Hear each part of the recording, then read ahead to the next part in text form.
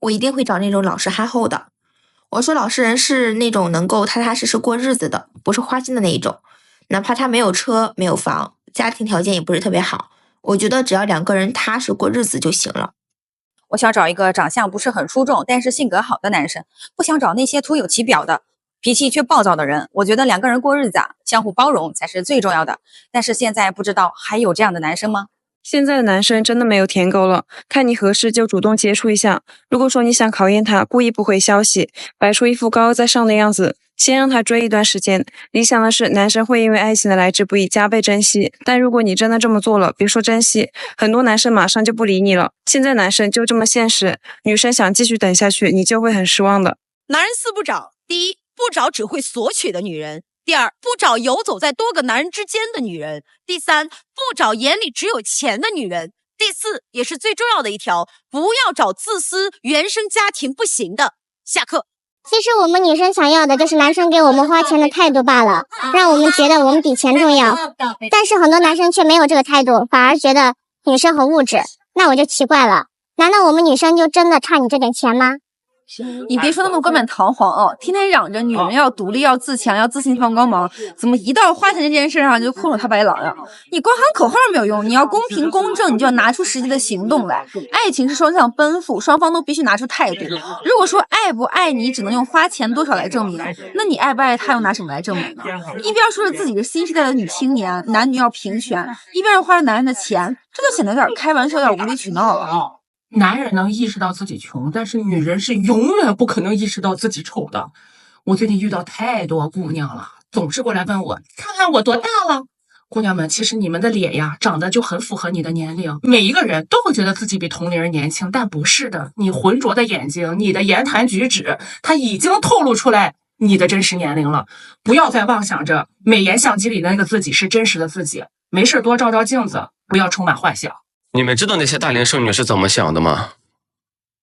你知道她们为什么一次次相亲都没有遇到那个合适的人啊？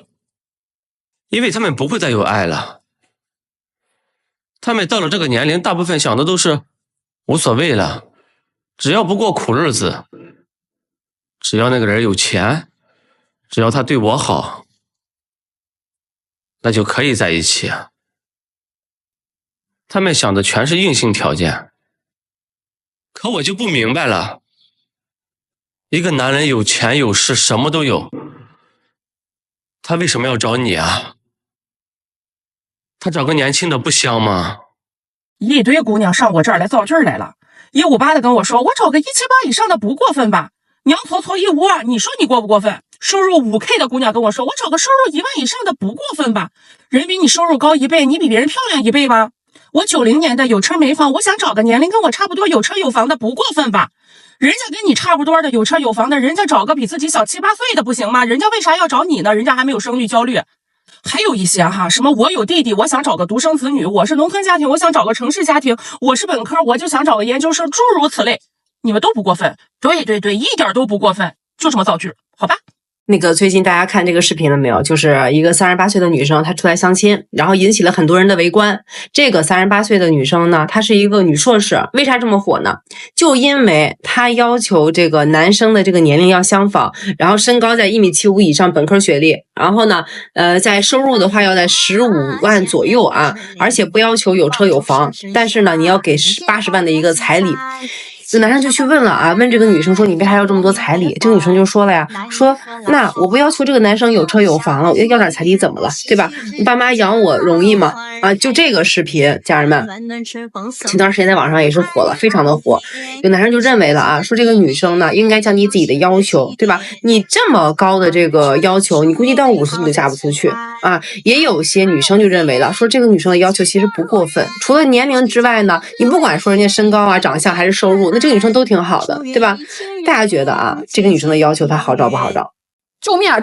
就是强盗逻辑啊！有些姑娘为什么你一边要花这男人的钱，还必须让这个男的来讨好你、跪舔你、给你当舔狗？哎，正常人的逻辑不应该谁花钱谁是那个金主爸爸，谁占这个主导吗？哎，谁是掌心朝上的，被钱砸的谁卑微嘛？真的是倒反天罡啊！这个道理呢，就比如说啊，你去餐厅吃饭，你砸钱消费了，服务员让你上菜，我就问你，哎，你想不想扇他啊？你呢去买鞋了，哎，你砸钱消费了，服装导购让你跪着给他试鞋，这真的对吗？哎，你想不想给他劈多上一挂？我就请问啊，我当红娘的这些年，我面对奇奇怪怪几乎病态的这个婚恋生态，我真的是无比痛心疾首的。是我承认女性在家庭中的付出啊，做饭洗衣服照顾家没毛病，这样啊，男人如果说不给你花钱，工资不给你上交，这个是这个男人不懂得珍惜。但是姐妹儿，你扪心自问一下，在你们关系里面，你到底付出什么了？从感情的一开始呢，就被这个齐航洗脑，你冲的就是男人的钱袋子。好，我忍了啊。很多男人吧，有这个付出意识，给你也花了，哎，拜托，人家态度有了你呢，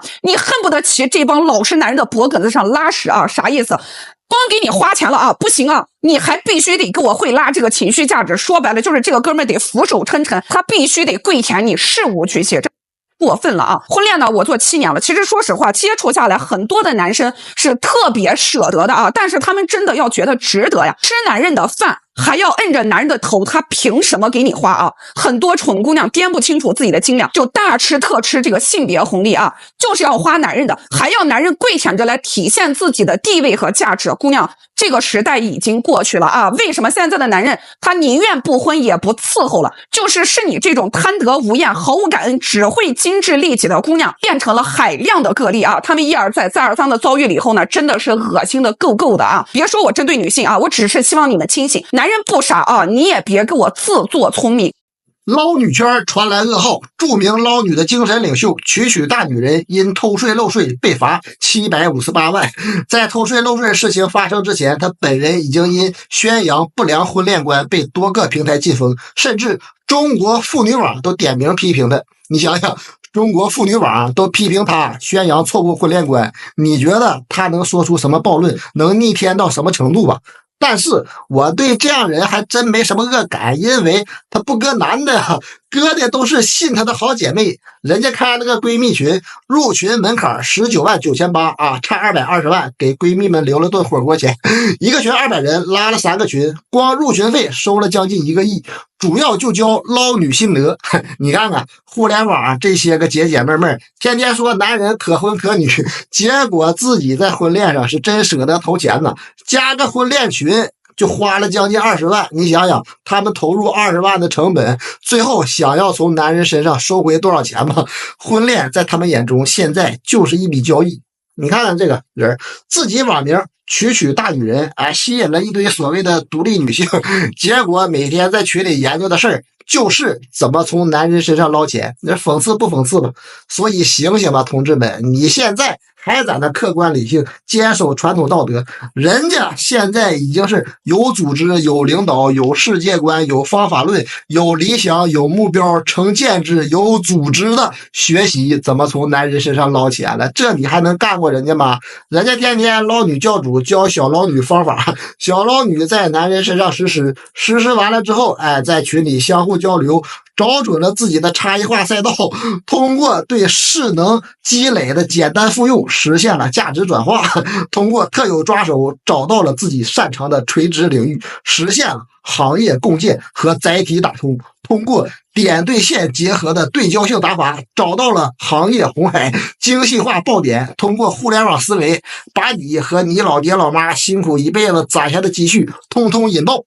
这你还跟他们玩啥呀？玩不过呀！你要明白，现在男性无论在社会当中还是在婚恋市场，已经是被捕食者的生态位了。你辛苦挣那2个钱儿，请把他们花在你自己和爱你的人身上吧。咱们国家的这个离婚啊，有80%以上是女方提出来的，你知道为啥吗？因为有些女人啊，总是觉得说我离了之后，我能找到更好的，甚至我能过上那种不上班，天天约着小姐妹啊去逛个街，做个美甲的富太太生活。可当他们真离了，她就发现哈，原配丈夫已经是她的天花板了，条件差的看不上，条件好的看不上他们。或者说呢，人家只是想跟他玩一玩，压根没想过去建立一段稳定关系，更没想过跟他结婚呢。所以离婚久了之后呢，最后挑挑拣拣的，只能找个还不如原配的男人去凑合。那再婚的生活呢，几乎也不可能有头婚好呀。头婚除了睡觉不在一块儿，哪哪都在一块儿，对吧？那二婚呢，除了睡觉在一块儿，那哪哪都不在一块儿。二婚要面对什么呀？经济问题、婆媳问题，还有双方孩子的问题，甚至还有的跟前妻扯得不清不楚的那些问题太多了。所以大部分女人提离婚之后啊，最后都会后悔的。以前吧，眼里就看见丈夫的缺点，离婚之后呢，反而发现这前夫啊还挺好，至少两个人一开始也是因为爱情才走到一起的。但是二婚呢，出发点不一样，二婚大多数利益合作关系，所以有些女人啊，这个时候就开始回想着要去找前夫了，但呢，却发现啊，当初那个拼了命挽留她的男人呢，也不要她了。那你说，男人又不是什么大冤种，凭什么你说离就离，你说复婚，人家就跟你复婚呐？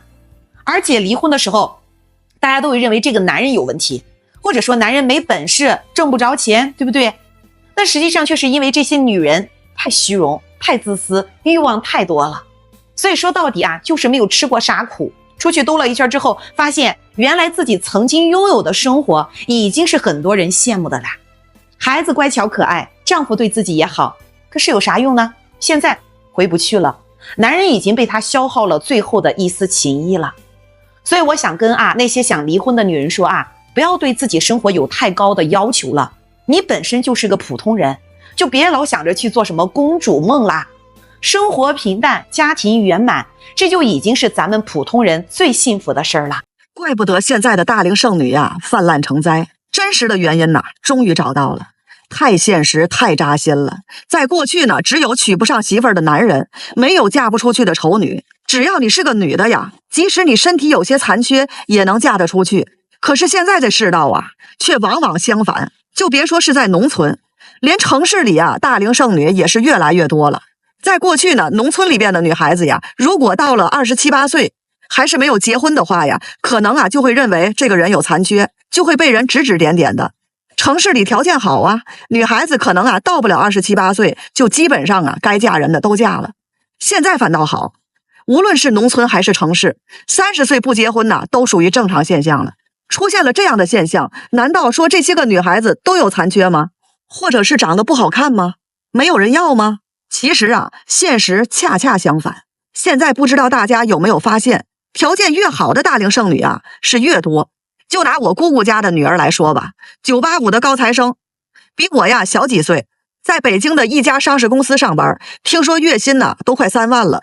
表妹长得也是不错，可以说是肤白貌美、大长腿，常年生活在大城市，穿着打扮也是特别的时尚洋气。姑姑和姑父也是我们当地一个事业单位的退休职工，无论是他自身条件还是说家庭条件，可以说是没有啥可挑剔的。可是你敢相信吗？到现在连个正式交往的男朋友都没有，更别提结婚了。那到底是什么原因导致的呢？难道说这些姑娘们都不想结婚吗？还是说有着不为人知的秘密呢？通过我和表妹的交流和观察我发现了这些大龄剩女基本上有着几个相似的特征，而且一个比一个可怕。说出来给大家听听，看看你们认不认可。首先，她们自己呢就是自我感觉太良好了，她们认为自己的工作收入高，可能以后不需要男人来养活自己，所以在找另一半的时候要求也是变得更高。记得今年6月份的时候，我姑姑的朋友呢就给表妹介绍了一个男朋友，男孩在我们当地的信访办上班，男孩的妈妈呢是地地道道的家庭主妇，爸爸是一个开汽车修理厂的师傅，家里呢一共有3个孩子。这个男孩呢排行老2，上面有一个姐姐，下面还有一个弟弟。表妹听完了他的家庭情况就说什么也不同意，直接就给拒绝了。为什么会否定呢？因为表妹一听到男方的收入没有自己高的时候，别说2个人处看了，直接就是拒绝。不知道你们身边有没有这种现象？第二个呢，就是现在的女孩子大小姐毛病多，稍微遇到一点不开心的事儿不是直接拉黑就是爱答不理，隔三差五都要耍点小姐脾气，你还得想办法去哄，不是带着出去买礼物就是要给她发红包，时不时还得整点小浪漫、小惊喜。说句不好听的能把小伙子折腾得像个哈巴狗。咱们再说家务活，家里是什么都不给干，饭也不会做，吃饭呢都得叫外卖，要么就是下馆子到外面吃，所有的东西还得要跟着潮流前线走。这样的姑娘您说谁能养得起谁娶了谁倒霉再有一个呀，就是现在的小姑娘啊，真是言情小说看惯了，都拿自己当做女主了，就差个身边啊天天有个霸道总裁呀在后面追，而且呀，她要享受爱情，无论男方对她怎么好，她都会认为是应该的。但凡有一点不合她意的呀，立马就说分手，即便是结了婚，也不想生孩子，更别说来孝敬公婆了。还有我的同学呀，小李儿，想得比较开，说现在娶老婆呀，还不如在家里养只猫养只狗呢。你只要让他吃饱了，他还会冲你摇两下尾巴。平时有空呢，还能跟朋友啊聚个会、聚个餐，开着车出去自驾游，都比跟女人待在一起自在。所以说啊，现在的这些大龄剩女啊，不是说不想结婚，是他们的婚姻观导致了他们没有办法结婚。但是话又说回来了，人家结不结婚的是人家的自由选择，我们只不过呀就事论事，没有任何的权利去指责别人，只能说呀每个人的活法不一样而已。